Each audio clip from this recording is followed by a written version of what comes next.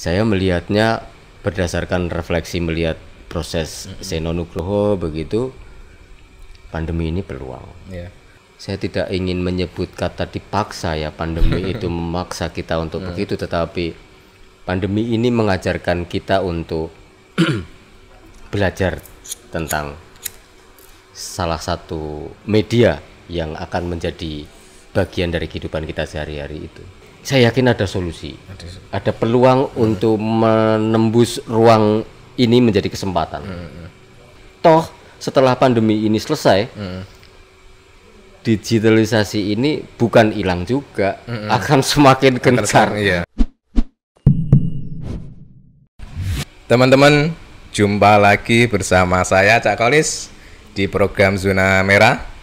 Kali ini saya kedatangan tamu yang tentunya spesial karena malam ini ada Mas Asa Jatmiko.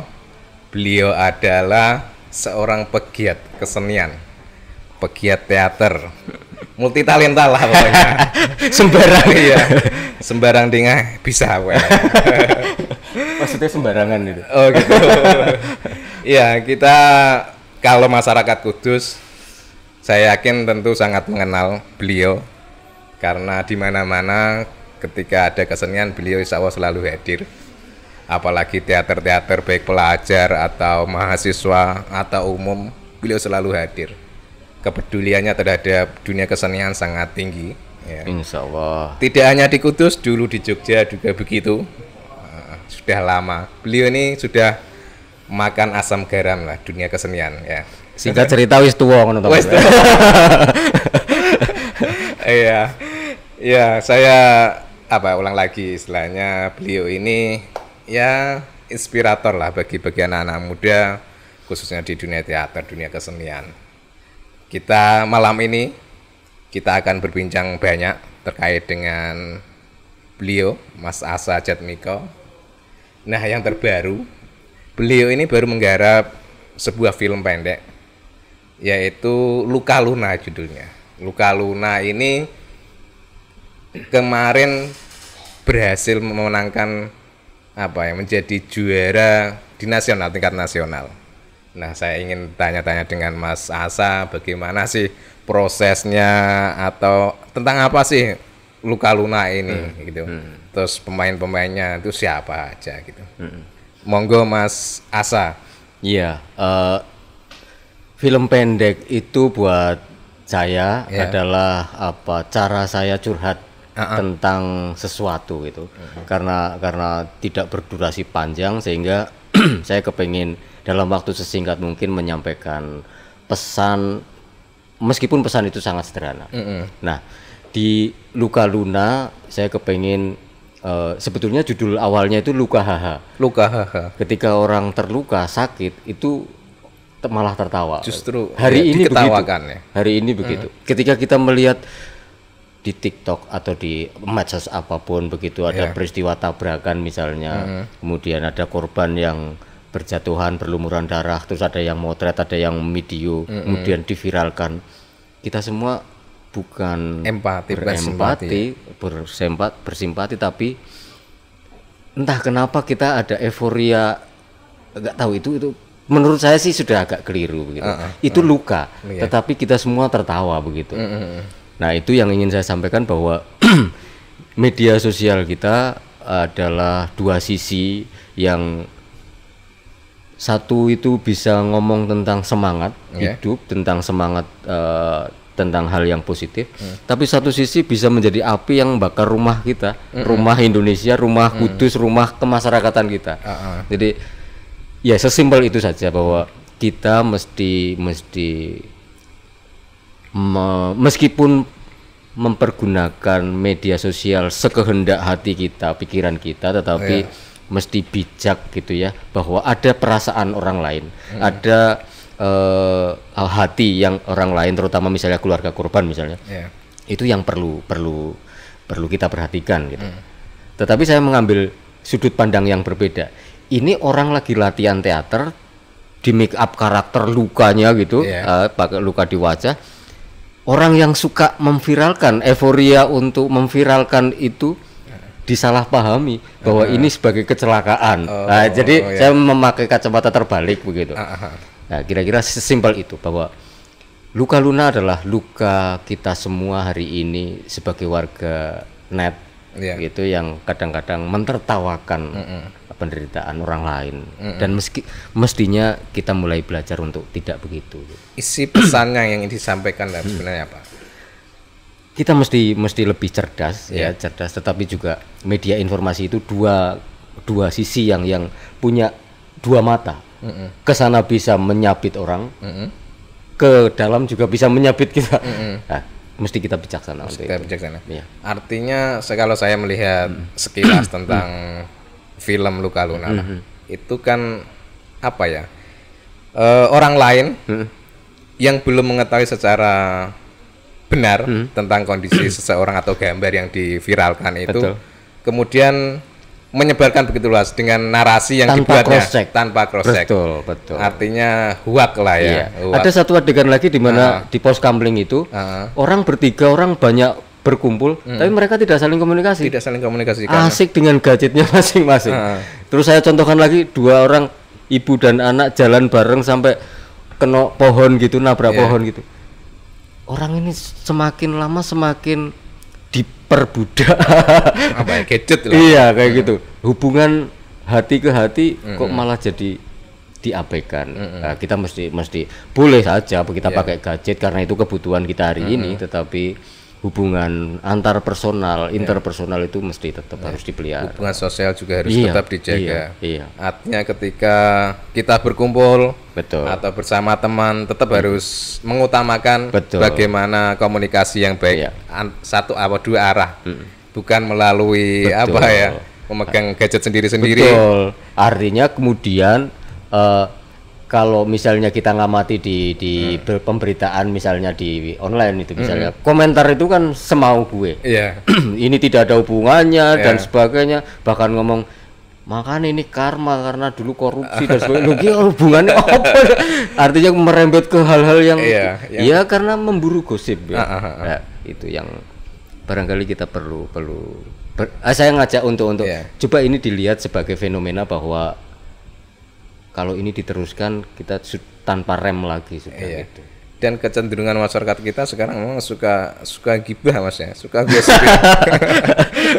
Kayaknya begitu ya. Kita mesti melihat apa manfaat, apa benefit yang kita dapat. Meskipun itu knowledge, informasi apapun, kalau itu membuat kita punya nilai tambah, no problem.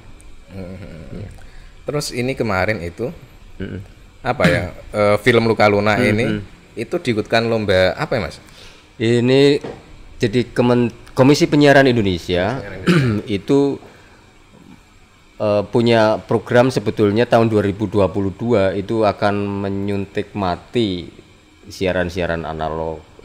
Itu jadi ini persiapan ketika edukasi untuk menyambut digitalisasi itu, siaran-siaran digital, termasuk Beta TV itu kan sudah digital. Gitu, Sobat Beta itu.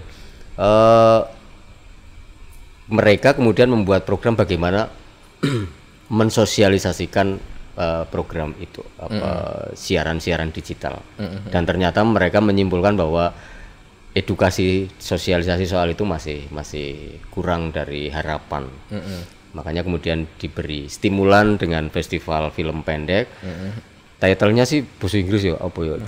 Digital Movie Competition apa gitu. Tapi festival film pendek gitu aja lah tentang digitalisasi itu. Bersaing dengan berapa ratus peserta, Mas? Dari seluruh Indonesia 105. Saya senang karena saya bertemu dengan teman Ambon, Aceh gitu. Berbagai daerah di perbatasan juga ada begitu ya. Dan saya juga menonton film-film yang lain, mereka semua menarik karena entitas lokalnya mereka angkat gitu ya. Nah kemudian dari 105 menjadi 95, 95 kemudian menjadi 5, menjadi 5. 3 yang umum, 2 pelajar. Gitu. Ya. Ini kalau untuk yang Luka Luna ini termasuk yang umum ya? Iya umum. Karena wis tuwa iku mau. ini talenta-talenta yang dibawa di film Itu serius banget tuh, Cak. Ya enggak, ini kan saya harus lebih serius kalau tanya soal ini, Mas. Saya mau enggak serius tuh agak takut-takut, Mas. Iya, gimana? Itu talenta-talenta yang dibawa apa dalam film ini? Film apa Luka Luna ini dari beragam profesi atau beragam usia. Betul, beragam profesi, beragam usia, dan juga bukan profesional artis. Bukan gitu ya. profesional artis. Semua amatiran. Pertama bukan karena pilihannya begitu, saya tidak kuat bayar gitu aja. Kalau artisnya sudah jadi. Tapi yang kedua saya kepingin ngompori saja bahwa teman semua yang ada dan terlibat itu punya hati untuk kesungguhan berproses ya. Saya melihat dari seharian hanya cuman mengambil satu scene yang hanya kita mau ambil beberapa detik aja, diulang sampai puluhan kali mereka tetap tidak ada pengeluh gitu. Nah itu kelebihan mereka, sehingga saya angkat topi atas apa ya teman-teman talent semua yang ewodene itu baru main pertama tapi paham proses bahwa aku mesti mau untuk ditekuk kasarannya begitu ya. Ya, ada yang karyawan, ada yang karyawan sebuah perusahaan ya, bukan. Kemudian ada yang pengrajin batik seperti pemerannya Ibu Sasmita itu pengrajin batik. Kemudian anak-anak itu dari sekolah menengah pertama. Ya itu aja, dan saya tidak melakukan casting tertentu, cuman diperkuat pada saat briefing ya. Briefing di karpe film iki opo, ceritanya opo, itu yang mungkin nyantol di mereka. Ini semua warga Kudus? Kudus semua. Kudus punya. Artinya Kudus itu memiliki talenta-talenta yang luar biasa, Mas. Luar biasa. Dan saya percaya tidak hanya mereka. Saya melihat banyak gini, ngomong-ngomong soal festival yang tadi itu. Di Kudus itu ada 3 peserta yang lain loh, Mas. 3 peserta yang lain yang ikut juga? Iya. Kudus pelajar ada 2, satunya umum, kemudian satunya umum saya sendiri umum ya, ada 2 umum, 2 pelajar dari Kudus. Itu artinya potensi itu, dan saya yakin mereka tidak profesional gitu. Tetapi bahwa keberanian untuk berkreasi itu yang harus dikembangkan. Kalau untuk perkembangan artinya Mas Asa melihat bagaimana kondisi Kudus saat ini dengan dunia kesenian lah, baik di teater atau apapun itu bagaimana, Mas? Kudus itu kalau ngomong teater pelajar barometernya nasional. Barometernya nasional. Sungguh saya ngomong tidak mengada-ada. Festival dimanapun, nun sewu kota-kota yang lain kalau nanti teater pelajarnya di Kudus itu bukan omongan saya, Mbak Inayah Wahid sendiri yang mengatakan ini nek dibawa ke Taman Ismail Marzuki, pentasnya mana itu yang di Menara itu sekolah apa? MA apa, Mas? Kutsia ya. Kutsia ini ditonton dengan berbayar itu semua nonton dan semua tertawa, semua tertarik. Ini sekelas dengan profesional teater gitu. Artinya bahwa kualitas pertunjukan teater pelajar di Kudus itu malah menurut Mbak Inayah sangat menjual kalau untuk ukuran Jakarta gitu. Nah kemudian kalau kita ngomong teater kampus, teater sanggar, sama karena akar dari teater pelajar itu di belakangnya juga teman-teman teater mahasiswa, teater kampus dan teater sanggar. Mereka membidani anak-anak ini kan, artinya juga proses kreatif dari kalangan yang sepuh atau sudah dewasa dalam berproses sampai ke anak-anak pelajar. Kudus berkembang sangat luar biasa ya. Sejauh ini apa, Mas, ceritanya teater-teater khususnya pelajar lah, karena banyak sekali di Kudus ini kan sekolah-sekolah menengah SMP yang punya teater lah istilahnya. Itu seberapa banyak sih sebenarnya? Kalau yang menurut catatan yang ikut mendaftar saja kalau ada festival itu SMA itu ada 40 sekolah. 40. Itu sekolah SMA negeri maupun SMK dan MA ya sederajat gitu. Kemudian kalau SMP sekitar 30. Itu yang mendaftar. Artinya mendaftar itu kalau kami membuat kan prosedurnya, administrasinya ketat. Yang lain-lain itu punya. Artinya lebih dari itu. Artinya antusias pelajar mulai dari bawah ini, dari tingkat SMP lah, itu sudah memang sangat besar terhadap teater di Kudus. Sangat besar. Kudus sangat besar. Aku wanita tanding kok. Makanya kemudian beberapa kali saya bawa teman-teman teater pelajar ke kota lain, ke kota yang lain, ke Solo, ke Semarang. Mereka ditonton bukan hanya oleh pelajar, seniman-seniman Solo, Semarang, dan semua juga tidak ada yang mengapresiasi walah iku elek. Positif semua. Wanita tanding. Sebenarnya apa istilahnya mendorong anak-anak ini untuk bisa terjun dalam dunia kesenian teater lah khususnya. Itu sebenarnya apa ya?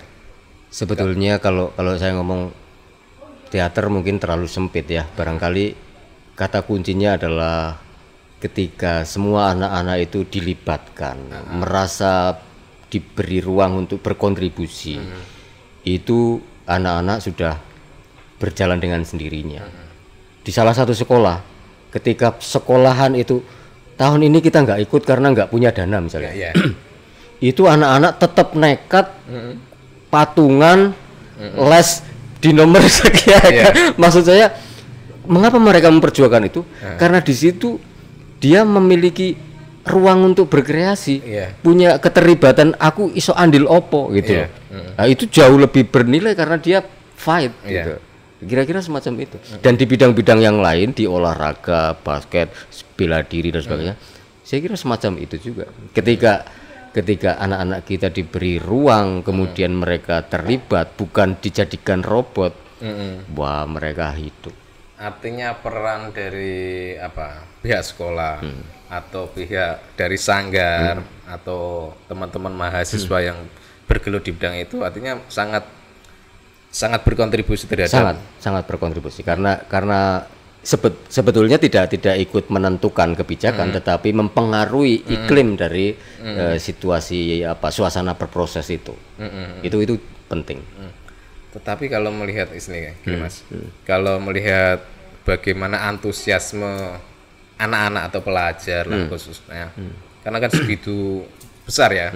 Kalau mungkin saya bandingkan, saya melihatnya dalam dunia tetangga lah, artinya kabupaten tetangga itu kan memang Kudus kan sangat luar biasa, begitu tinggi lah.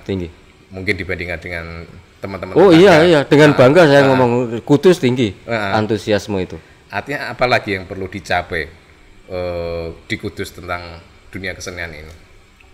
Ya, pada tahap berikutnya teman-teman di semua yang berkreativitas di Kudus itu jangan mengandalkan 1-2 stakeholder. Karena urip dilakoni dewi toh. Nanti pada akhirnya juga akan menemukan jalan kesunyian, dan pada saat bertempur dengan dirinya sendiri itulah yang dipertaruhkan, yang sesungguhnya gitu. Sehingga harapan saya tidak usah terlalu mengandalkan atau menggantungkan para stakeholder kemudian baru bergerak. Ada atau tidak gerak. Mereka pasti stakeholder ini akan ngerubung kok kalau tetapi yang mesti hari ini kan ya di paradigmanya harus ke sana, bahwa kepercayaan diri untuk terus bergerak. Karena ini pengalaman pribadi Mas ya. Ya kabeh dari pengalaman. Soalnya aku banyak makan garam tuh itu. Kayaknya kok agak sedikit curhat gitu kan. Walaupun ini nadanya memberikan motivasi juga sedikit curhat ini. Aku nenggon kesenian sejak dari Jogja itu misalnya golek sponsor ki angel ora lumrah. Tetapi kemudian jangan sampai itu mematikan spirit kita. Malah justru mereka yang harus mencari atau gondeli kita agar tetap berkreasi. Artinya berkreasi lah dulu. Nanti stakeholder atau pihak-pihak yang tarik pasti kalau memang kreasi itu baik pasti akan ikut kita kan gitu ya. Artinya harus diutamakan dulu kreasi. Berjuanglah di situ gitu kan. Artinya nanti semua hal-hal yang mungkin pihak terkait nanti juga akan menyusul sendiri gitu Mas ya, kalau kita sudah ada istilah yang keren barangkali yang sering dipakai itu dalam proses itu, gagah dalam kemiskinan. Gagah dalam kemiskinan. Lo miskin gagah Mas? Iya. Saya membuat film Luka Luna. Itu kalau melihat hasilnya itu banyak angle gitu. Tapi itu digawe saka satu kamera itu. Makanya jadi ribuan kali yang ngambil. Bukan, maksudnya saya tidak membuat dengan fasilitas yang serba ada Mas gitu loh.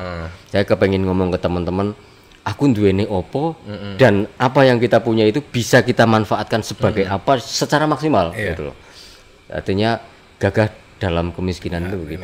Artinya bisa memanfaatkan alat yang ada. Betul. Apapun itu istilahnya, tidak harus alat itu mahal, tidak harus alat itu banyak. Aku harap pelatihan Mas, ini orang duwe aula, prasido. Lho kepiye sih?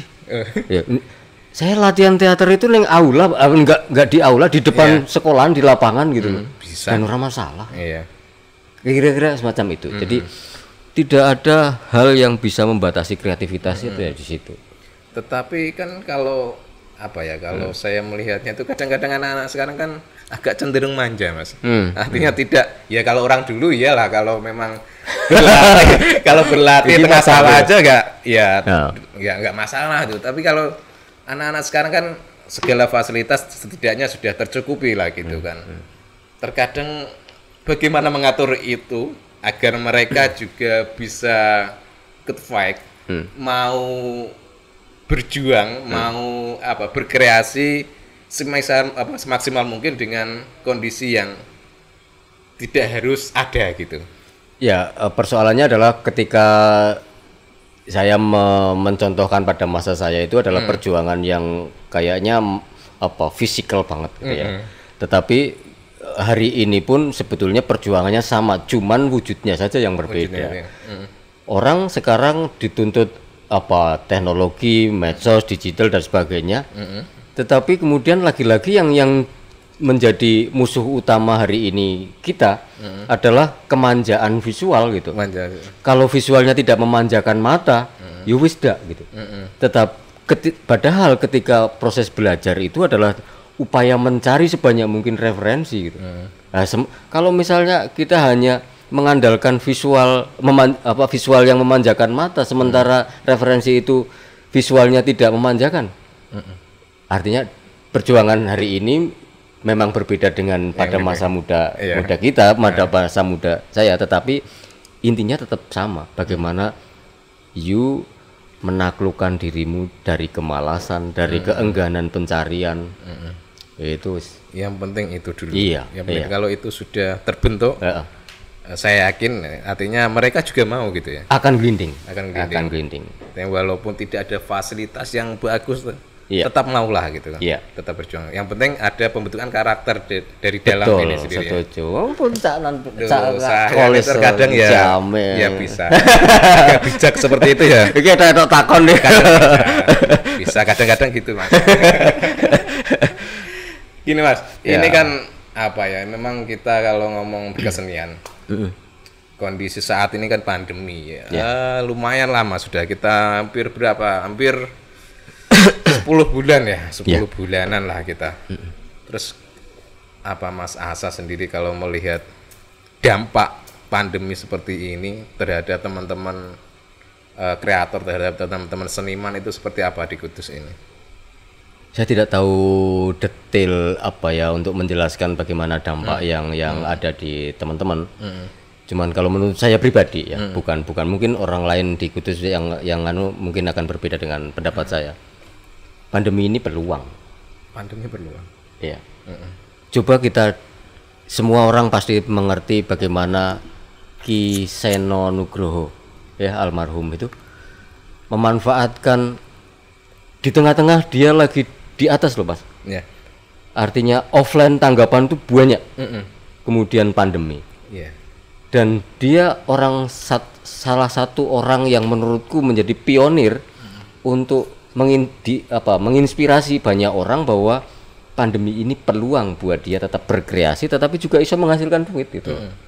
Itu salah satu contoh gitu bahwa sebetulnya hambatan itu kan disikapi dengan strategi gitu. Nah, strategi itu kalau di kesenian dia disikapi sebagai kreativitas ya. Makanya saya melihatnya berdasarkan refleksi melihat proses Seno Nugroho begitu, pandemi ini peluang. Tetapi kan kadang secara umum teman-teman seniman ini kadang kan usia sudah udah agak sepuh. Di atas saya lah, bukan di atas saya. Artinya terkadang mereka juga ada yang sebagian gaptek, sehingga untuk beradaptasi dengan dunia teknologi kan agak sulit, Mas. Ini yang dampaknya kan luar biasa itu. Iya betul. Saya sebenarnya ada kemauan mungkin, tapi kalau mau mengaplikasikan itu kadang kan mungkin susah ya. Masa Tapi ya makanya ini toh tidak akan lama pandemi ini, saya yakin. Mudah-mudahan, Mas. Ya. Dan teman-teman saya di kesenian yang nun sewu gagap teknologi, meskipun belum mahir banget, sudah mau berkawin dengan medsos, dengan digital gitu ya, dengan ya segala kekurangannya, tetapi itu tidak masalah. Saya cuman kepengen pesan kepada mereka bahwa ketika kita tidak bisa, misalnya kayak gini kita siaran kan ya, misalnya aku wis tua gagap teknologi gitu, yo minta tolong ke sing nom-nom sing iso nyekel. Artinya aku cekel ke HP-mu misalnya. Kemudian aku tak ngomong tentang teknik vokal teater yang baik adalah misalnya gitu. Apa yang konten-konten yang diperlukan untuk anak-anak, untuk yang mungkin bagi kita sudah bian. Tetapi hal-hal mendasar, kompetensi, kemampuan yang mendasar itu sangat dibutuhkan anak-anak kita. Nah, kalau kan kita tidak perlu menjadi orang lain harus menjadi selebritas gayanya begitu kan, tidak. Jadilah dia menjadi master kreator gitu, dan bicaralah di ruang lingkup master kreator itu dengan cara itu. Nah, kemudian alih teknologinya ya dengan menggandeng teman-teman yang muda. Harapanku begitu. Tetapi saya tidak ingin menyebut kata dipaksa ya, pandemi itu memaksa kita untuk begitu, tetapi pandemi ini mengajarkan kita untuk belajar tentang salah satu media yang akan menjadi bagian dari kehidupan kita sehari-hari itu. Artinya pandemi juga ada hikmah. Ada hikmahnya. Kita harus melihat ini sebagai peluang, bukan pintu gerbang kematian. Bukan pintu gerbang kematian ya. Artinya semua orang tetap bisa berkreasi, walaupun memang harus beradaptasi terlebih dahulu, karena memang kondisinya seperti ini. Mungkin yang dulu tidak familiar dengan digital, dengan dunia teknologi, sekarang meskipun tidak harus pegang tidak harus pegang, tetapi memanfaatkan aja, memanfaatkan fasilitas-fasilitas itu, sehingga dia tetap berada di radar kreativitas. Karena saya yakin juga lingkungan sekitar juga banyak yang pandai lah dengan dunia teknologi ya. Sekarang siapa sih yang nggak bisa pegang teknologi kayak gitu? Ya anak-anak kecil sudah bisa. Sekarang anaknya sudah generasi sentuh. Lahir sudah sentuh. Kalau aku nggak bisa minta tolong anakku gitu kan? Udah gitu. Artinya semuanya bisa sebenarnya. Ada jalan. Kita harus optimis itu. Harus optimis. Kalau ada kemauan, saya yakin ada jalan gitu kan. Artinya walaupun bukan dia sendiri yang harus menggunakan, dia menguasai, harus gitu. Karena dia juga bisa memberikan materi gitu, Mas. Karena seniman kan kreatif ya. Jadi kalau misalnya kita pentas daring itu kurang puas gitu ya kalau menurut saya bagaimana agar kreativitas ini tidak macet, sehingga sharing tentang bagaimana latihan, bagaimana itu jangan dikira bahwa itu hal-hal sepele. Buat kita sepele barangkali karena yang melewati itu sudah berulang kali dilalui, tapi bagi teman-teman yang di luar yang menikmati itu bahan pembelajaran Dan percayalah itu bermanfaat. Karena juga banyak sekali masyarakat yang ingin menikmati kesenian, ingin belajar dengan kesenian. Iya. Tidak hanya teater saja, tetapi kan semua kesenian-kesenian itu. Iya. Betul. Artinya mereka juga masyarakat, saya yakin banyak yang ingin belajar, pelajar, masyarakat umum. Saya tidak tahu kalau misalnya memang ini kayak di Pati, di Kudus juga terakhir, bagaimana ketika pandemi ini kemudian mereka tanggapannya sepi gitu untuk teman-teman yang organ tunggal atau apa begitu. Ya, saya tidak tahu, tapi saya yakin ada solusi.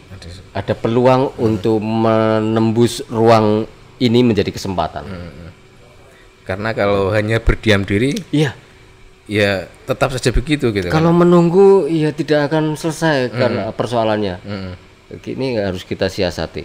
Toh setelah pandemi ini selesai, digitalisasi ini bukan hilang juga, akan semakin gencar. Makanya ini waktu untuk pembelajaran. Artinya ada hikmah yang bisa diambil dari pandemi ini. Bukan hanya untuk merenung saja, tetapi juga harus mempersiapkan diri untuk bisa berkreasi. Dan untuk teman-teman misalnya yang menari, yang seni-seni yang lain yang tadi dengan sebut butuh merenung, saya sangat percaya bahwa pandemi ini mengajarkan teman-teman itu, membawa teman-teman itu kepada pencerahan baru, mendapatkan wahyu, atau dulu bahasanya ilham atau apa. Tapi yang paling tidak pemikiran tentang konsep-konsep baru berkesenian nanti setelah pandemi. Saya yakin akan terjadi lompatan konsep kreativitas setelah pandemi ini selesai. Justru akan semakin banyak karya-karya yang luar biasa yang muncul. Luar biasa. Artinya dia dapat hasil dari renungan panjang, hasil dari nun sewu, rentang waktu bertahan yang cukup lama. Ini endapannya bukan main, akan menjadi sesuatu yang meledak. Karya-karya masterpiece. Karya-karya masterpiece yang luar biasa, karena mungkin beberapa bulan ini ditahan dulu. Karena tidak bisa kan pentas. Aku percaya itu.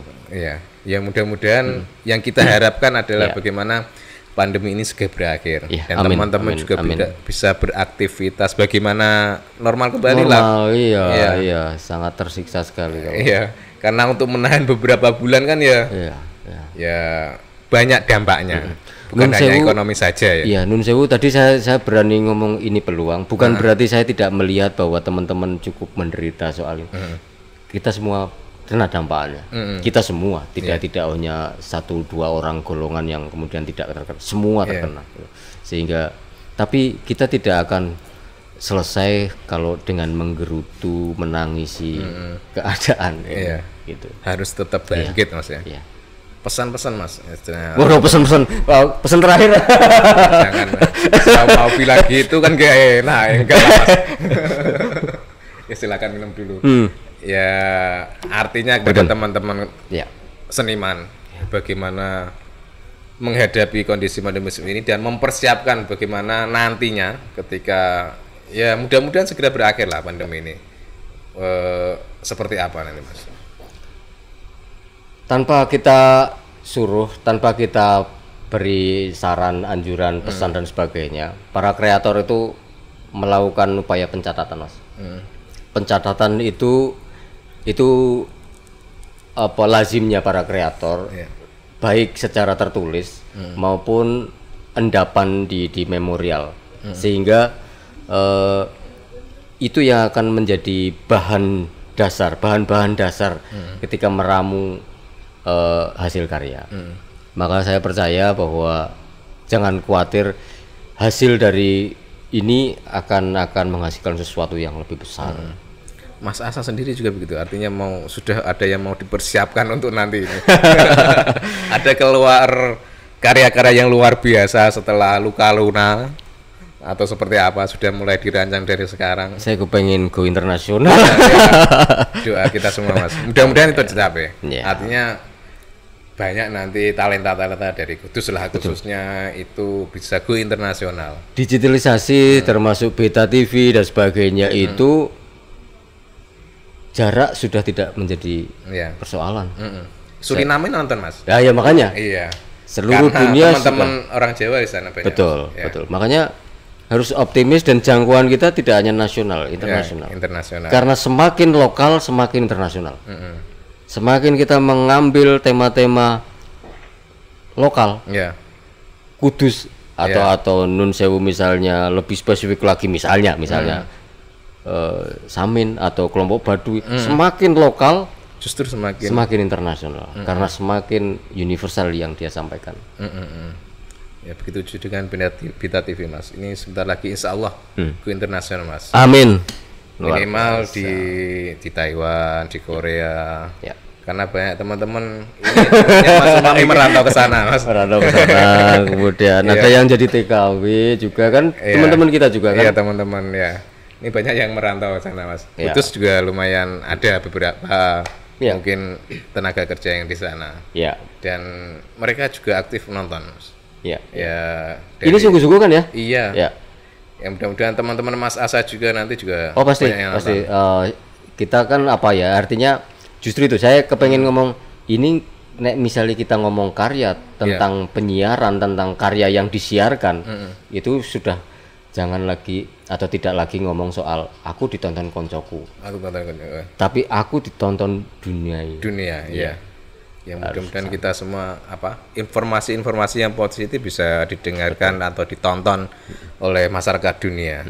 Sehingga Kudus khususnya bisa go internasional juga. Betul. Baik dalam bidang apapun itu. Tentunya yang positif. Iya, artinya bisa mengangkat tentang lokalitas dari Kudus atau apapun itu. Iya, betul. Sudah berapa jam ya? 5 jam? 5 jam gitu ya. Iya. Loh 30. 30 hari Mas. Tapi yang jelas kita ngobrol dengan Mas Asa ini sebenarnya banyak sekali yang bisa kita dapatkan ilmunya, bisa kita dapatkan pembelajaran dari semoga. Ya saya yakin karena beliau sudah sudah makan asam garam dalam dunia kesenian. Wong koyo Jogja dhisik suwi rene. Dari Jogja ke Kudus, bagaimana perjuangan beliau ini. Tidak hanya di Kudus saja, dulu sebelum di Kudus juga begitu. Tapi saya tidak mau terlalu jauh karena itu. Enggak boleh Mas. Enggak usah ya. Iya. Masa lalu itu sudah mati sudah. Masa lalu yang ada itu hari ini ke depan. Hari ini ke depan. Itu pesan yang dari Mas Asa. Hari ini dan masa. Jadi jangan percaya bahwa wah Rendra hebat masa lalu. Masa lalu. Sekarang harus menjadi Rendra yang baru. Rendra. Dan siapa? Ya kita semua harus menjadi pahlawan-pahlawan begitu. Teman-teman masyarakat di Kudus. Saya yakin punya potensi. Iya, betul. Apalagi pelajar-pelajarnya juga antusias gitu. Betul. Mas, ya. Jadi romantisme masa lalu itu hanya menjadi referensi saja, tapi jangan dinostalgia kemudian berasik masuk dengan masa lalu. Maju. Iya. Kayak aku ngandani anakku kan gitu. Gimana? Dulu zamanku isih kuliah, tak rewangi nyepeda, tangi esuk mangan Indomie nek mulih kos-kosan orang sangune sithik dan sebagainya. Saiki ora iso. Iya, dibantah ya. Ya dibantah, zamannya sudah era beda kok. Iya. Sampai ke sekolahan ngaso wis GoFood kayak gitu. Iya. Beda. Eranya sudah di kita. Artinya tidak bisa diperbandingkan lagi. Karena kita punya masa sendiri-sendiri gitu Mas ya. Yang penting kita mau berkreasi, mau berbuat baik, mau istilahnya mau memberikan lompatan yang besar terhadap masa depan gitu Mas ya. Saya yakin teman-teman juga mau dan jika ada kemauan saya yakin juga bisa gitu. Betul. Bahkan kalau saya menyitir beberapa tokoh gitu ya. Ada orang yang sering kali tanya nginbox aku di Instagram maupun di Facebook gitu. Aku kok nek misalnya belajar nulis kok mentok ya. Wis ono sing arep tak tulis. Begitu nyekel pulpen utawa wis arep ngetik opo. Kayak gitu-gitu. Iya. Saya jawab saya biasa nulis, tetapi juga ketika memulai nulis podo sing dialami.